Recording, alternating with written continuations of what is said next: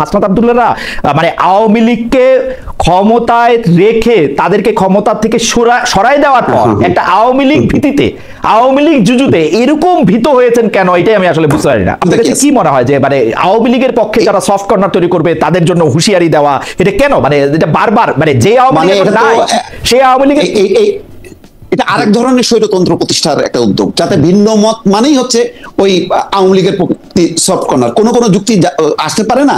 মানে আমি যখন নাকি বিএনপি সমালোচনা করব, ইউনূস সরকারের সমালোচনা করব, জামাতের সমালোচনা করব, তার মানে কি আমি আওয়ামী লীগ হয়ে যাব?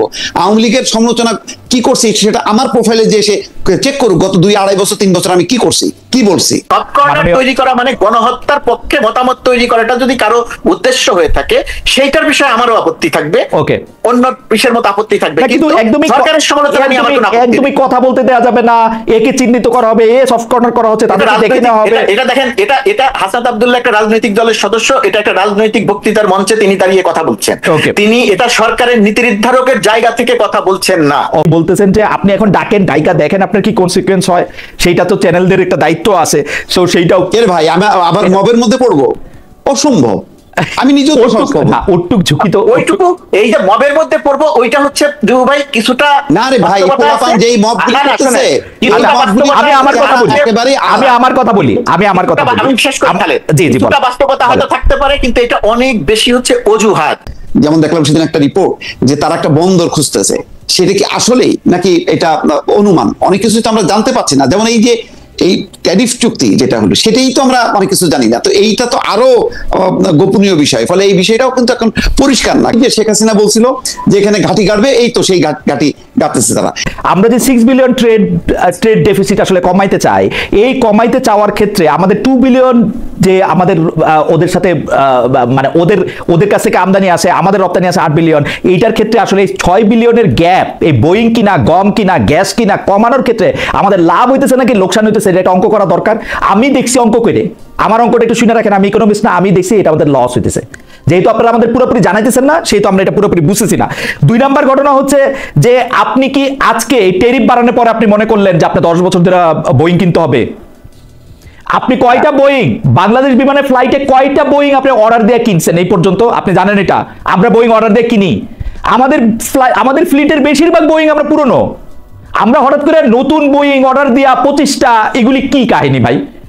খালেদ, এখন আমাদের বাংলাদেশ বিমান, আমি তো বিমান বিশেষজ্ঞ না, কিন্তু বাংলাদেশ বিমান বা বিমান বাংলাদেশ এয়ারলাইন্সে কত 21-22টা উড়োজাহাজ আছে।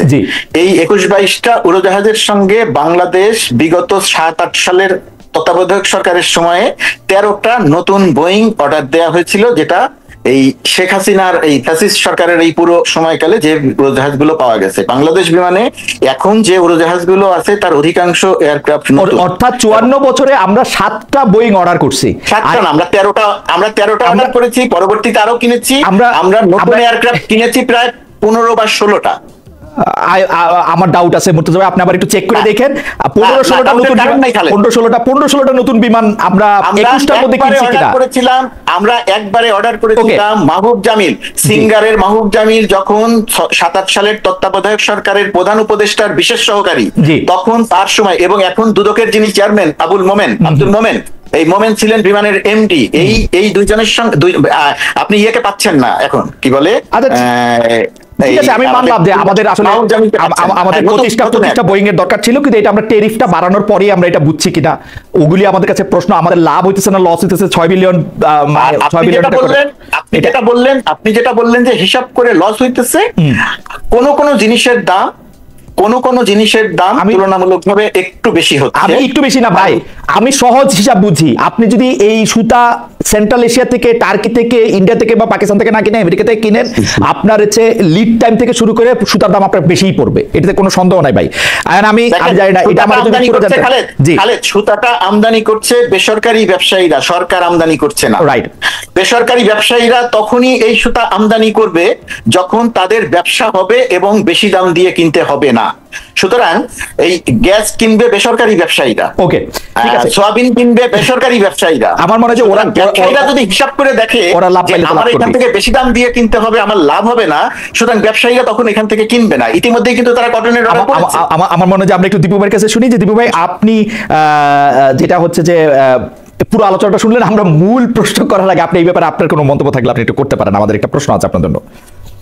না, ওইটাই তো এখন পুরো বিষয়টা বলা যাচ্ছে না এই কারণে যে এই চুক্তির পুরো বিষয়বস্তুটা যতক্ষণ না প্রকাশ না হচ্ছে ততক্ষণ কিন্তু আমরা কনক্লুশনে আসতে পারছি না। কিন্তু দৃশ্য তো মনে হয় যে আমরা বোধহয় কিছুটা নাকে খত দিয়ে আমরা এটা এই চুক্তিটা সই করছি বলেই আমরা এটা প্রকাশ করতে পারছি না, বলতে পারছি না। এবং এই যে কিছু কিছু পণ্য যে কেনার বিষয়টা, সেই পণ্য যদি এতই মানে যদি কেনা যেত তাহলে তো ব্যবসায়ীরা অনেক আগে থেকে আমেরিকা থেকে তুলা, গ্যাস, অন্যগুলি কিন্তু কেনে না কেন? এই যে প্রতিযোগিতামূলক ভাবে দেখে যদি তুরস্ক থেকে পাওয়া যায় সস্তায়, মধ্যপ্রাচ্য থেকে সস্তায় পাওয়া যায় বা অন্যান্য দেশ থেকে, সেই জন্য তারা আমেরিকা থেকে কেনে না। এখন তো অনেকটা মার্কিন যুক্তরাষ্ট্রের সাথে আমাদের সম্পর্ক কি পাশাপাশি? ওদের কাছে নাকে খত দিতে হবে কেন? আমরা তো এমনিতেই সারা শরীর দিয়ে খত দিয়ে বসে থাকি। মার্কিন যুক্তরাষ্ট্রের কোন রাষ্ট্রদূত বাংলাদেশে যে প্রটোকল পায় এটা সারা পৃথিবীতে মিলায় কোথাও পায়? আমরা তো মার্কিন আমরা যদি তাদের প্রস্তাবে রাজি না হইতাম তাহলে তো আমাদের ওই যে 35% বা 40% দিয়ে এই পরিস্থিতির মধ্যে আমরা পড়তাম। সেটা থেকে বাঁচার জন্য আমরা যেটা করলাম সেটা আলটিমেটলি ভালো হলো কি মন্দ হলো, এই পুরো চুক্তির বিষয়টা আসলে প্রকাশ না হওয়া পর্যন্ত ফাইনাল কনক্লুশনে আসা যাবে না। আমার খালি মনে হয় মার্কিন যুক্তরাষ্ট্র আমাদের সাথে ব্যবসা করে, আমাদেরকে তো চ্যারিটি করে না। ওরা আমাদেরকে যে ট্যারিফটা কমায় রাখছে কারণ ওদের বাজারেও ওরা জিনিসটা কম দামে চায় এবং সেটা বিপুল পরিমাণে, তাদের ক্লোদিং এর একটা বিপুল পরিমাণ। যে এটা নিয়ে নিশ্চয়ই আলাদা কথা বলতে হবে, আলাদা কথা বলতে হবে। আর আমি শুধু দিবু ভাইকে বলি, দিবু ভাই চুক্তি কিন্তু হয় নাই, এখন চুক্তি এখনো হয় নাই, এটা এখনো প্রক্রিয়াধীন, এখনো এটা নিয়ে আলোচনা চলছে, এখনো আরো ট্যারিফ কমানোর আলোচনা চলছে। আর খালেদের ওই কথার সাথে তো আমি একদম সম্পূর্ণ একমত যে এখানে তো চ্যারিটির কোনো ব্যাপার নাই, এখানে তো ব্যবসা, পারস্পরিক ব্যবসা, দুই পক্ষের ব্যবসা। রাইট। দিবু ভাই, ওই প্রসঙ্গে থেকে আপনাকে যে প্রশ্নটা করতেছিলাম, আমার সাথে যাদের দেখা হয়, আমার বন্ধু বান্ধব, আত্মীয় স্বজন, তারা অনেকেই জিজ্ঞেস করেন যে মার্কিন যুক্তরাষ্ট্রের যে সেনা দল তারা এখন কক্সবাজারে বা সেন্ট মার্টিনে তারা কি করে। আমি একটা উত্তর তাদেরকে দিতে চেষ্টা করি আমার বুদ্ধি থেকে, যে সেনাবাহিনী উইন্টার কালেক্টিভ করার সময় পৃথিবীর বিভিন্ন দেশে সেনাবাহিনীদের আমন্ত্রণ জানায় এবং তারা এটা করে আসলে। কিন্তু অনেকে আমাকে এরকম জোর দিয়া বলেন যে না তুমি জানো না বা তোমার এটা বুদ্ধি নাই বোঝার, এটার মধ্যে অনেক রকম অনেক কিছু হচ্ছে। আপনার কি মনে হয়, আপনার কাছে কোনো স্পেসিফিক তথ্য আছে কিনা? আপনার কাছে শুনে আমরা মুর্তজার কাছ থেকে একটু শুনতে চাইবো যে এইটা কি আসলে মার্কিন যুক্তরাষ্ট্রের সেনাবাহিনী কেন বাংলাদেশে কি করে। আমার মনে হয় এটা অনেক বেশি জল্পনা কল্পনা। তবে এটা ঠিক যে এখন আঞ্চলিক রাজনীতি বা কূটনীতি পরিবর্তন হবার কারণে যেহেতু এখন ভারত একটু চীনমুখী, সুতরাং এই অঞ্চলে পরে গুরুত্ব দিচ্ছে। এইটা এখন এই গুরুত্ব দেওয়ার বিষয়টা কতটুক, ওই যে যেমন দেখলাম সেদিন একটা রিপোর্ট যে তারা একটা বন্দর খুঁজতেছে, সেটা কি আসলেই নাকি এটা অনুমান, অনেক কিছু তো আমরা জানতে পারছি না। যেমন এই যে এই ট্যারিফ চুক্তি যেটা হলো সেটাই তো আমরা অনেক কিছু জানি না, তো এইটা তো আরো গোপনীয় বিষয়, ফলে এই বিষয়টাও কিন্তু এখন পরিষ্কার না। কিন্তু এই কারণে আমরা যখনই দেখি একটা মহড়া, যে মহড়াটা আসলে অনেক কাল ধরে ওই অঞ্চলেই তো হয়, তো এখন হইলেই কিন্তু আমরা বলতেছি ওই যে শেখ হাসিনা বলছিল যে এখানে ঘাঁটি গাড়বে, এই তো সেই ঘাঁটি গাড়তেছে তারা। এই সন্দেহটা আমাদের আসতেছে। এবং আসার আরেকটা কারণ হলো যেহেতু এই অঞ্চলে আমেরিকার একটা মানে বিশ্বস্ত বন্ধু এই মুহূর্তে নেই, আগে ভারতের উপরে ভর করে সে চীনকে মানে ঠাসা দিত, এখন সেটা পারতেছে না বলে হয়তো মনে করতেছে যে আচ্ছা ঠিক আছে আমরা এখন নিজেরাই এখানে একটা অবস্থান নিয়ে আমার দর্শকরা নিশ্চয়ই আমার চেয়ে বেশি বুদ্ধিমান, কিন্তু আমি একটু জিনিসটা সহজ করে বুঝতে চেষ্টা করি যে মার্কিন যুক্তরাষ্ট্রের সেনা সদস্যদের বাংলাদেশে আসা কি যৌথ মহড়া, যৌথ প্রশিক্ষণের বাইরে অন্য কোনো কিছু, মানে একটু এক ফোঁটাও, মানে আপনি এটা কি? না না, আমার মনে হয় না আপাতত এরকম কোনো পরিকল্পনা আছে। কারণ এটা এত গুরুত্বপূর্ণ এই মুহূর্তে আমেরিকার কাছে যে বাংলাদেশে এসে মহড়া দেয়া আর একদম স্থায়ী ভাবে এখানে বসে যাওয়া, ঘাঁটি গাড়া, যেটা আফগানিস্তানের বাগনাম, ওইটা হচ্ছে অন্য বিষয়। ওটা হয়তো ট্রাম্প মনে করতেছে যে ওটা তো তাদের একটা ঘাঁটি ছিল, ঠিক আছে আমরা ওখানে আবার বসি, কিন্তু সেইভাবে বাংলাদেশকে বিবেচনা করছে আমার কিন্তু মনে হচ্ছে না। ওকে, মুর্তজা ভাই কি এই প্রসঙ্গে কিছু বলবেন? আপনার জন্য আমার একটা অরিজিনাল প্রশ্ন ছিল। অরিজিনাল প্রশ্নটাকে শুধু এটা বলি যে এই যে আপনি যে কল্পনাগুলোর কথা বললেন, এখানে এই সমস্ত কল্পনাগুলো আমি ব্যক্তিগতভাবে গণমাধ্যম কর্মী হিসেবে, সাংবাদিক, আমি প্রেস মিনিস্টার এগুলো বললে আমি বিব্রত হই, আমি আসলে সাংবাদিক হিসেবে আমি মনে করি সোশ্যাল মিডিয়াতে যে সমস্ত গুঞ্জন তৈরি হয় সেই সমস্ত গুঞ্জনের সঠিক কথাটা বা সঠিক তথ্যটা গণমাধ্যমের দেয়াটা একটা জরুরি ব্যাপার হয়। আর বিশেষ করে অনেক ক্ষেত্রেই আমরা দেখি, আর এই ক্ষেত্রে যেটা দেখলাম, সোশ্যাল মিডিয়াতে যে গুঞ্জনগুলো তৈরি করে দেওয়া হলো, আমাদের দুর্ভাগ্যজনক হলেও টক শোতে যারা আলোচনা করলেন মেইন স্ট্রিম মিডিয়ায়, তারাই সেই সোশ্যাল মিডিয়ার গুঞ্জনটা তারা তাদের মুখ দিয়ে বললেন। একজন দেখতে কথা বলতে দেখলাম, আমি জানি না যুক্তরাষ্ট্র এখানে ঘাঁটি করবে কিনা। আরে বাবা, আপনি যদি না জানেন তাহলে আপনি কথা বলছেন কেন? আমি জানি না, উনি বলছেন আমি জানি না যুক্তরাষ্ট্রের সৈন্যরা হোটেলে রেজিস্টারে এন্ট্রি ছাড়া ঢুকেছে কিনা, ইমিগ্রেশন ছাড়া ঢুকেছে কিনা, এটা আমি জানি না। এটা গুঞ্জন আছে, তো গুঞ্জন আছে, আপনার দায়িত্ব তো এটা জানা। আপনি না জেনে এই গুঞ্জনগুলো ছড়ালেন কেন? এইখানে পুরোপুরি একটা বোগাস বিষয় নিয়ে আমাদের এখানে আলোচনা সোশ্যাল মিডিয়া তৈরি করেছে এবং সেটা আমরা মেইন স্ট্রিম মিডিয়ায় প্রচার করেছি। ঘাঁটির কোনো পরিকল্পনা নাই, বাংলাদেশের এরকম কোনো চিন্তা নাই। আর সেন্ট মার্টিন ঘাঁটির জন্য উপযুক্ত জায়গা না, এটা বহু গবেষণায় প্রমাণ হয়েছে। না, এই যে আপনি এটা একেবারেই অমূলক। আপনি যেটা গুঞ্জন বলতেছেন সেটার ক্ষেত্রে আমি আজকে সকালবেলা দেখলাম কি, গতকাল যে নেতারা আক্রান্ত হয়েছেন, এনসিপি নেতারা এবং অন্য নেতারা, এর জন্য দায়ী হচ্ছেন আপনি, গোলাম মুর্তজা দায়ী। তো এটা খুবই খুবই ইন্টারেস্টিং। আপনিও নিশ্চয়ই দেখেছেন এবং আমাদের অনেকেই এরকম করে বলছেনও, মানে ইনফ্লুয়েন্সারদের মধ্যে কেউ কেউ নিশ্চয়ই বলছেন, নাইলে গোলাম মুর্তজা দায়ীটা কোত্থেকে আসলো এবং গোলাম মুর্তজা কেন দায়ী, এটা আমি একটু অনুসন্ধান করতে গিয়ে দেখলাম যে আপনি আসলে সরকারি চাকরি, যেটাকে আপনি আসলে চাকরি মনে করেন না, সেটাতে ডাকসুতে আপনি একটি বিশেষ দলের বিপক্ষে একদম অবস্থান নিয়েছিলেন এবং সেটা ঘোষণা দিয়ে সেটা আপনি করতে পারেন কিনা, তারপর থেকে এটা আরো বেশি হইতেছে, এইটা একটা। আচ্ছা যাই হোক, এটা নিয়ে আপনি মন্তব্য করেন না করেন, আমার প্রশ্নগুলি করা দরকার, একটু সময় পারও হয়ে গেছে, তবু আপনাদের অনুমতি আপনাদেরকে একটু বেশি সময় রাখতে চাই কয়েকটা মজার জিনিস শেয়ার করার জন্য। যেমন একজন দর্শক অন্তত 20 বার একই মতামত পাঠিয়েছেন। মতামত একটু বলি। খালেদ ভাই, আপনাকে আজকের বাংলাদেশ থেকে দেখি, সবসময় দেখতাম বাঘের মতো প্রশ্ন করতেন, এখন কেমন জানি বেড়ালের মতো প্রশ্ন করেন। আপনার সুপার ফ্যান, কিন্তু আমি অনেক আগে থেকে এখন সিংহের মতো প্রশ্ন করেন। ভাই ভাই আমি বাঘ সিংহ বিড়াল কোনটা হইতে পারবো না, কিন্তু আমি আপনাকে একটা কথা বলতে পারি মুর্তজা ভাই, এইটা নিয়ে যদি আপনি একটু মন্তব্য করতেন, কারণ এই মন্তব্যটা হচ্ছে দীপু ভাইয়ের।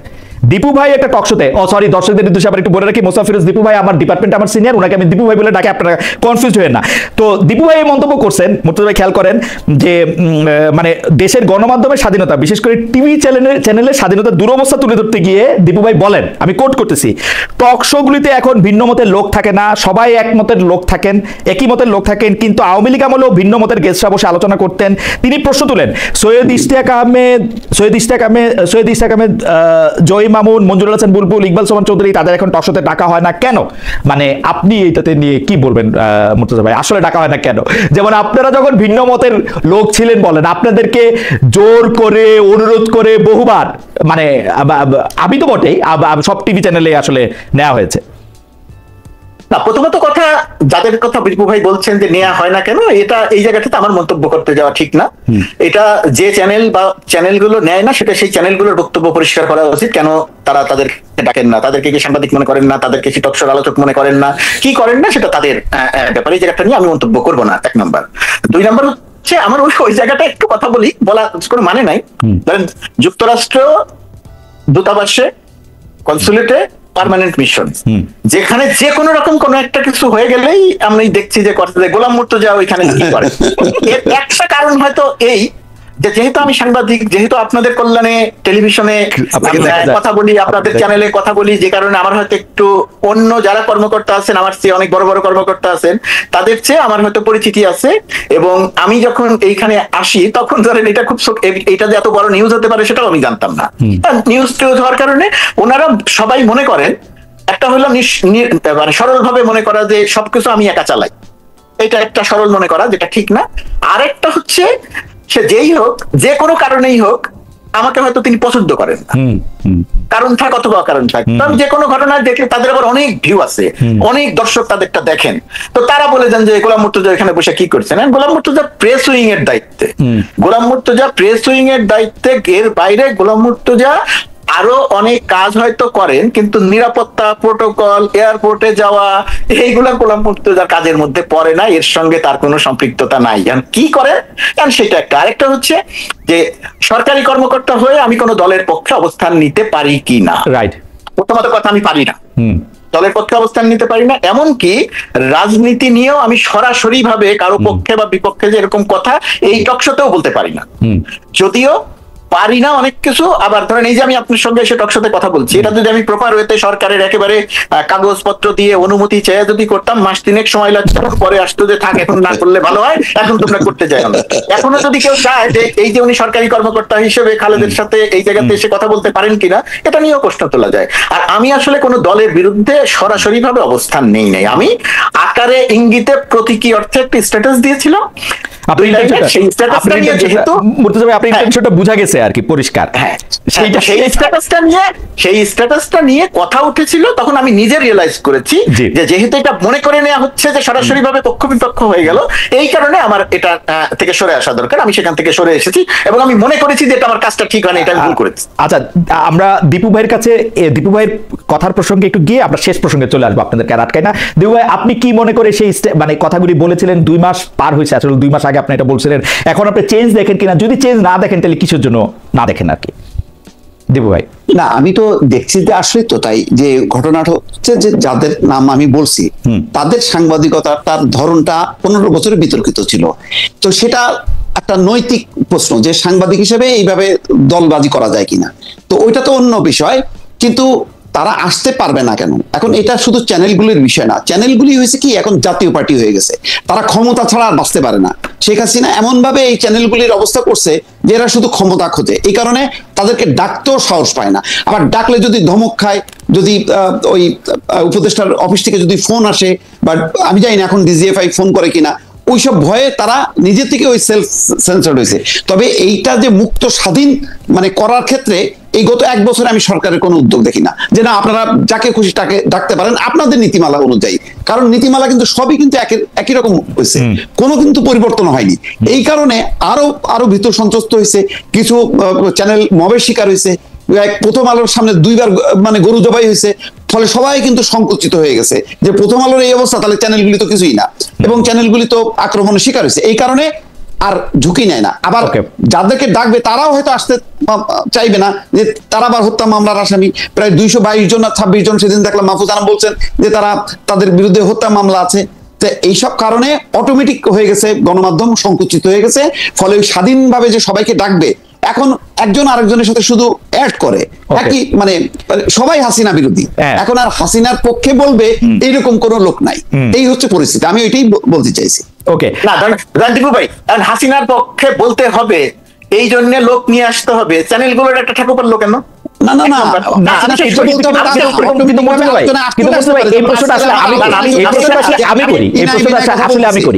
আমি করি। জনাব আবু আলম মোহাম্মদ শহীদ খান, যিনিও আমাদের সাংবাদিকতা বিভাগের একজন ছাত্র, আগে সচিব ছিলেন, এই ছিলেন সেই ছিলেন, উনি কিন্তু আওয়ামী লীগের পক্ষে অবস্থান নেওয়ার জন্য না, উনাকে কিন্তু কেন সরকার গ্রেফতার করে নিয়ে গেল এটা আমি এখনো পরিষ্কার না, যে এবং কি মানে কি বলছে উনি আসলে, এটা আমিও জানি না, এবং এটা জানা মঞ্জুর আলম পান্না সে নিজেও ভিকটিম, তার চাকরি ছিল না শেখ হাসিনা, তাকেও নিয়ে চলে গেল। কেন এই প্রশ্নটা থাকে, কিন্তু আমি এই জায়গাটাতে দীপুভাইয়ের ওই সব কথার সাথে তো আমি কথা বলবো না, আমি খালি অল্প একটু অংশ নিয়ে কথা বলবো। সেই অল্প অংশটা হচ্ছে, ধরেন আমাদের চ্যানেলগুলো যে কাউকে ডাকে না, ওনারা আসবেন না, আমাদের চ্যানেলগুলোর অবস্থাটা কি হয়েছে? ধরেন দীপুভাইও দেশে থেকে কথা বলছে, আমিও দেশে থেকে কথা বলছি, আপনিও দেশে থেকে প্রোগ্রাম করেছেন, আপনি তো পরে গেছেন জার্মানি, প্রতিকূল অবস্থা আপনি যখন প্রোগ্রাম করেছেন ওই প্রতিকূল অবস্থার মধ্যেও আপনি আমাকে এখন যে প্রশ্ন করছেন, তখন হয়তো এর চেয়ে কঠিন প্রশ্ন তখন আপনি আমাকে করেছেন খালেদ, আমি তার জবাব দিয়েছি। রিস্ক ছিল, ভয়াবহ রিস্ক ছিল, গুম হয়ে যাওয়ার রিস্ক ছিল, করেছি। দীপু ভাইয়েরও ভয় ছিল, তার মধ্যে তো আমরা কথা বলেছি। এখন চ্যানেলগুলো কাউকে ডাকে না, বা চ্যানেলগুলো যেরকম হয়ে গেছে, এটা হচ্ছে আমাদের সাংবাদিকতার পদপতন হয়েছে। মালিকরা সাংবাদিকতায় এত অপকর্ম করেছে, চ্যানেল পরিচালনা করতে গিয়ে এত অপকর্ম করেছে, সেই অপকর্ম তারা সারাক্ষণ ভয়ে থাকে যে আমি যে অপকর্ম করেছি ওই অপকর্ম সামনে এনে যদি আমার বিরুদ্ধে ব্যবস্থা নেওয়া হয়, সুতরাং আমি আসেন তোষামোদী করি। এটা হচ্ছে সাংবাদিকতা। আমি এটার সাথে আমি মানে মুর্তজা ভাইয়ের সাথে আমি 100% একমত, কারণ দেশে থেকে কিছু বলা যায় না বলতে বলতে মুর্তজা ভাই বা দীপু ভাই যা বলছেন আওয়ামী লীগ সময়ে, দীপু ভাই তো আসলে টেলিভিশনে টিকতে না পারে নিজের আলাদা জায়গা করে নিয়ে, এবং মুর্তজা ভাই তো খুব টেলিভিশনের মানুষ না, উনি টেলিভিশনে মানুষ হয়ে গেলেন আওয়ামী লীগের আমলে কথা বলতে বলতে বলতে, ঠিক না? ঠিক না, উনি তো প্রিন্টের মানুষ, আপনি তো প্রিন্ট, হ্যাঁ মানে না, এটা একটা আমি বলবো যে এটা একটা হয়েছে। তবে মুর্তজা ভাই, আমরা যেটা আশা করি, মানে দীপু ভাইয়ের বক্তব্যে লেজ ধরে আমি বলতে চাই যে এই যে আবু আল্লাহ মোহাম্মদ শহীদ খানকে গ্রেফতার করা, এই মঞ্জুরুল হাসান পান্নাকে তুলে নিয়ে যাওয়া, এগুলির বিচার বা এগুলির ব্যাপার যদি আসলে দীপু ভাই ভয়েস রেজ করতেছে, কিন্তু এগুলি যদি আমরা কথা না বলি, তাহলে একটা পর্যায়ে কিন্তু মানে আমাদের আর কথা বলার জায়গাই থাকবে না। মানে এটা আমরা মনে হয় যে দীপু ভাই ডেফিনেটলি কথা বলতে হবে খালেদ, ডেফিনেটলি কথা বলতে হবে। আমি ওই যুক্তিতে বিশ্বাস করি, কেউ যদি মিথ্যা বলে সেইটাও তার বলার অধিকার থাকতে হবে, কিন্তু আমার দায়িত্ব যে সে মিথ্যা বলছে এটা বলা। দীপু ভাই যদি আজকে একটা ভুল তথ্য দেন, তাহলে আমি দীপু ভাইয়ের সাথে এখন মারামারি করবো না, ঝগড়া করবো না, আমি দীপু ভাই ভুল তথ্য এই সময় যদি আওয়ামী লীগের কাউরে পাইতাম তাহলে তো ক্ষোভটাও ঝাড়তে পারতাম, তর্ক বিতর্ক আমার বলতেও পারি। আমার মনে হয় যে দীপু ভাই, আমরা যদি জনাব গোলাম মুর্তজা ভাইয়ের কথাটা আক্ষরিক ভাবে নেই, যে উনি বলতেছেন যে আপনি এখন ডাকেন, ডাইকা দেখেন আপনার কি কনসিকুয়েন্স হয়, সেইটা তো চ্যানেলদের একটা দায়িত্ব আছে, সেইটাও এর ভাই আমি আবার মবের মধ্যে পড়বো, অসম্ভব। আমি নিজে ওটুক ঝুঁকি তো, ওইটুকু এই যে মবের মধ্যে পড়বো, ওইটা হচ্ছে দীপু ভাই কিছুটা না রে ভাই, যেই মব করতেছে, আমি আমার কথা বলি, আমি শেষ করি খালেদ, কিছুটা বাস্তবতা হয়তো থাকতে পারে, কিন্তু এটা অনেক বেশি হচ্ছে অজুহাত। সেই সাংবাদিক সবচেয়ে বেশি অজুহাত দেয় যে সবচেয়ে বেশি যোগ্য, যে ভাই খুব ভালো লিখেছিলাম, নিউজ এডিটর এই 3টা লাইন, সবচেয়ে ভালো 3টা লাইন কেটে দিয়েছে, আর বলেন না ভাই বাংলাদেশে সাংবাদিকতা করা যায় না, এই কারণে অনুসন্ধানী রিপোর্ট করি না। এগুলো হচ্ছে অক্ষমের আত্মপক্ষ। আমার মনে হয় যে এটা নিয়ে আমরা আরেকদিন কথা বলতে পারবো। আমি একটু দর্শকদের একটা প্রশ্নের জবাব দিই। আমার কাছে উনি প্রশ্ন করেছেন, রনি চৌধুরী উনার নাম, উনি বলেছেন খালেদ ভাই, why don't you bring them, we didn't see anyone in last 1 year। ভাই আমি আবারও বলি, আওয়ামী লীগের যারা নেতা আছেন, প্রধানতম নেতা আছেন, তাদেরকে আমি চেষ্টা করি আনার জন্য, কিন্তু আমি আওয়ামী লীগের যারা প্রথম সারির নেতা, ঘোষিত নেতা আছেন, তাদের সাথে যোগাযোগ করা পর্যন্ত তারা কেউ আমাদের এখানে এখন পর্যন্ত আসার জন্য রাজি হন নাই। কেউ শুধু টেলিফোনে কথা বলতে চান, টেলিফোনে কথা বলার লোক আমি নিব না। আমার ভিডিওতে যদি তারা কেউ আসেন, আমি তাদের অবশ্যই নিব। উনারা যদি সাধারণ সম্পাদক থেকে শুরু করে যুগ্ম সাধারণ সম্পাদক, অর্থাৎ নেতৃস্থানীয় কেউ হন, আমি তাদের আবারও বলতেছি, আমি তাদের স্বাগত জানাচ্ছি, এবং তারা আসতে পারে না। কেন আসতে চান না আমি তো জানি না কেন আসতে চান না। এখন ঘটনা হইতেছে যে ইন্টারেস্টিংলি, আমি যখন উনাদের আমলেও শো করতাম, উনারা আমার সেই শোতেও আসতে চান নাই। মানে খুবই জোর টোর করে তাদের আনা হইতো। উনারা আমাকে ভালোবাসেন না, এটা একটা কারণ হতে পারে। আর কি কারণ হতে পারে আমি জানি না। দীপু ভাই, এর মধ্যে একটা কারণ আবার এরকম হতে পারে যে ছাত্রলীগের সাধারণ সম্পাদক, ছাত্রলীগের সভাপতিকে ডেকে আমি আবার ওই অনুষ্ঠান থেকে ফিরে আসলাম। এটা কারণ আমি এটা মানে লিগেল আসপেক্টটা আমি বলেছি যে এটার মধ্যে একটা, যেহেতু তখন ছাত্রলীগ নিষিদ্ধ সংগঠন ছিল, কিন্তু আওয়ামী লীগকে এখন আমি কার্যক্রম নিষিদ্ধ বলতে আমি দল নিষিদ্ধ মনে করি না। সেই ক্ষেত্রে দলের কেউ যদি আসেন, আমি এটাকে স্বাগত জানাবো। যাই হোক, দীপু ভাই, আমাদের লাস্ট প্রশ্ন, আমরা দেখেছি যে কলকাতার একটি পত্রিকা, সেই পত্রিকাটা আসলে খুব যে টপ পত্রিকা সেরকমও না। এই পত্রিকাটার নাম হচ্ছে এই সময়। এইটাতে বিএনপির মহাসচিব একটা সাক্ষাৎকার দিয়েছেন। গোলাম মুর্তজা ভাই, আপনি এই বিষয়ে দীপু ভাইয়ের মন্তব্যের পর আপনি মন্তব্য করে আপনার মন্তব্য দিয়ে আমরা শেষ করবো আর কি। সেটা হচ্ছে যে একটা সাক্ষাৎকার দিয়েছেন, সেই সাক্ষাৎকারে উনি যা বক্তব্য দিয়েছেন, বিএনপি আবার একটা প্রতিবাদ লিপিতে এটা বলছেন যে এইটা আসলে তারা বিকৃতভাবে উপস্থাপন করা হয়েছে। আমরা আপনাকে প্রশ্ন করতে চাই যে বিএনপি যে এই গত 1.5 বছর ধরে জামায়াত সম্পর্কে তাদের অবস্থানের একটা বিরাট পরিবর্তন ঘটেছে, মানে 26 বছর ধরে যারা তার সঙ্গী ছিল তারাই তাদের এখন মেইন প্রতিদ্বন্দ্বী হয়েছে। এইটা রাজনৈতিকভাবে বিএনপির জন্য ভালো হয়েছে কি খারাপ হয়েছে? মির্জা ফখরুল ইসলাম আলমগীর যে বক্তব্যকে বিকৃত করে উপস্থাপন করা হয়েছে বলে বিবৃতি দেওয়া হচ্ছে, সেই বক্তব্যের কিন্তু মূল সুর আসলে এইটাই। দিউ ভাই যদি একটু বলতেন, আমরা একটু গোলাম মুর্তজা ভাইকেও শুনবো এটা নিয়ে। ওটা তো মানে বিকৃত তো কোনো বিষয় না, পরিষ্কার তো একদম লেখা আছে।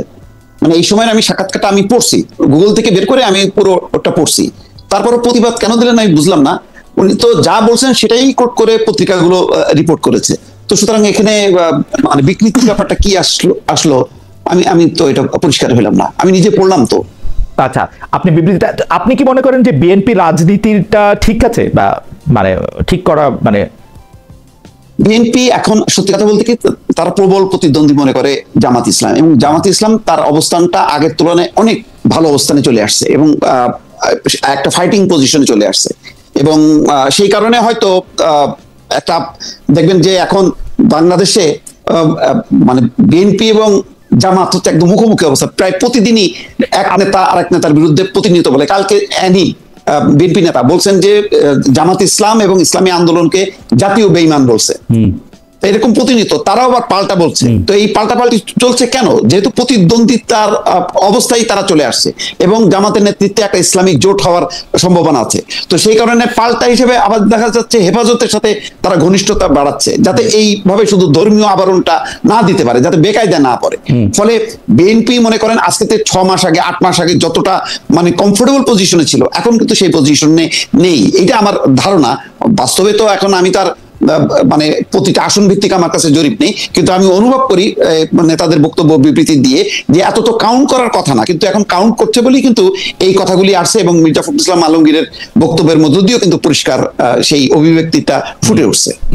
আমার মনে হয় যে আমরা গোলাম মুর্তজা ভাইকে শুনি। সেলিনা পারভিন উনি কষ্ট করে অনেকগুলি একই মেসেজ পাঠিয়েছেন, আমি মেসেজটা একটু পড়ি।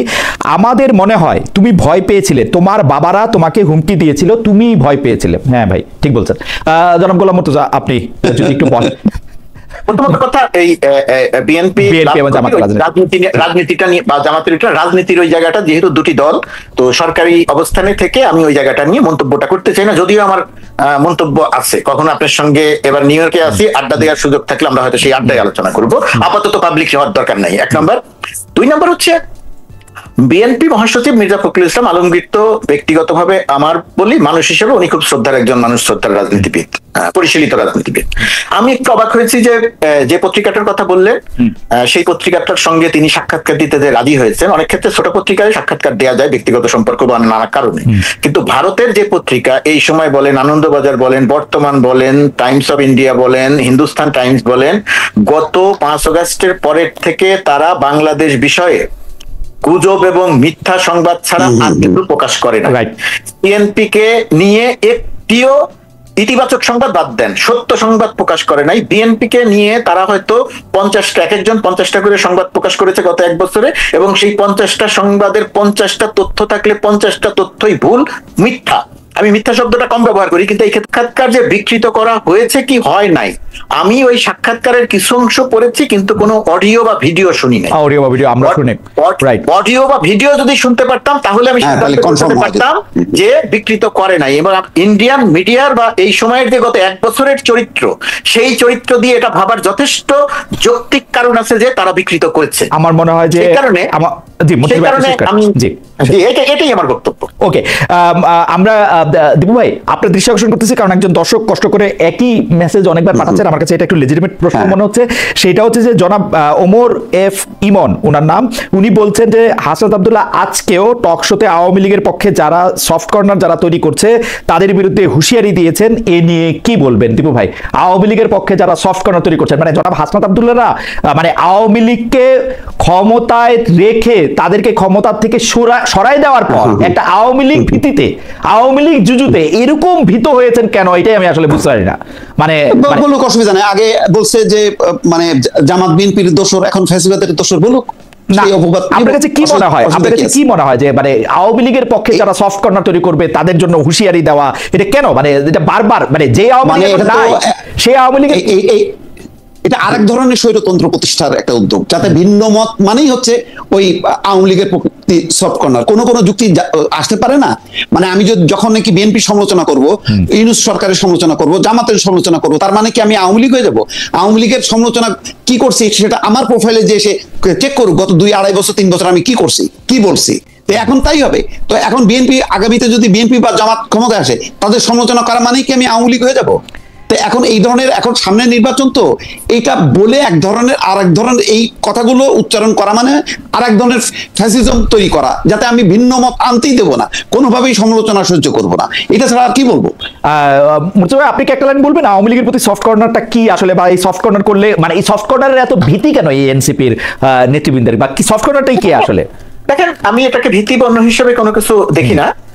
আওয়ামী লীগের পক্ষে সফট কর্নার বলতে কি বুঝিয়েছেন সেটা হাসনাত বলতে পারবেন, এটা আমি বলতে পারবো না। কিন্তু আমার এখানে বক্তব্যটা হচ্ছে, আওয়ামী লীগ যেহেতু দেশে গণহত্যা করে পালিয়েছে তার নেতারা, এই গণহত্যার হাসনাতটা যেহেতু সেই গণহত্যার শিকার, সেই কারণে তাদের ভেতরে একটা জিনিস থাকতে পারে যে আওয়ামী লীগের প্রতি কেউ সফট কর্নার তৈরি করলে তার বিষয়ে রাজনৈতিক জায়গা থেকে কথা বলে, এটাকে আমি অত বড় অপরাধ মনে করি না, 1 নম্বর। 2 নম্বর ব্যাপার হচ্ছে সরকারের সমালোচনা। ডক্টর ইউনূস সরকারের সমালোচনা, ধরেন ওই যে যারা লিখতেছেন যে গোলাম মুর্তজা কি করলেন, এইটা বলাটাকেও আমি অত বড় কোনো ইয়ে করি, এটা করা যাবে। এইটা করার সঙ্গে ধরেন কেউ যদি মনে করেন যে আমি দূতাবাস পুরোটা চালাই এবং মনে করে নিয়ে বললেন যে উনি কি করলেন, উনি যেহেতু আপনি সবচেয়ে বড় কর্মকর্তা, যেহেতু আপনি সবচেয়ে বড় কর্মকর্তা, আপনি একজন সিনিয়র সেক্রেটারির পদমর্যাদা, পরিচিতি হওয়াটা একটা ব্যাপার। আপত্তি নাই, মানে সফট কর্নার তৈরি করা মানে গণহত্যার পক্ষে মতামত তৈরি করাটা যদি কারো উদ্দেশ্য হয়ে থাকে সেইটার বিষয়ে আমারও আপত্তি থাকবে, ওকে, অন্য বিষয়ের মতো আপত্তি থাকবে, কিন্তু একদমই সরকারের সমালোচনা নিয়ে আমার কোনো আপত্তি নেই। একদমই কথা বলতে দেওয়া যাবে না, একে চিহ্নিত করা হবে, এ সফট কর্নার করা হচ্ছে, তাদের দেখে নেওয়া হবে। এটা দেখেন, এটা হাসনাত আব্দুল্লাহ একটা রাজনৈতিক দলের সদস্য, এটা একটা রাজনৈতিক বক্তৃতার মঞ্চে তিনি দাঁড়িয়ে কথা বলছেন, তিনি এটা সরকারের নীতি নির্ধারকের জায়গা থেকে কথা বলছেন না। ওকে, আওয়ামী লীগের বিষয়ে কথা বলার সরকারের নীতি নির্ধারকের জায়গা থেকে, সরকারের নীতি নির্ধারকের জায়গা থেকেও কথা আসলে খুব বেশি মানে আমলে নেওয়া যাবে না, কারণ ডক্টর ইউনূস সাহেব একবার এসে বলে গেছিলেন যে আওয়ামী লীগকে নিষিদ্ধ করা হবে না, তার কিছুদিন পরে আবার নিষিদ্ধ করছেন। মানে সরকারের নীতি নির্ধারকদের কথার উপর তো আমরা অনেক আস্থা রাখতে পারি না। যাই হোক, মুর্তজা ভাই আপনাকে অনেক অনেক অনেক ধন্যবাদ আপনার সময়ের জন্য। দীপু ভাই আপনাকেও অনেক ধন্যবাদ আপনার সময়ের জন্য।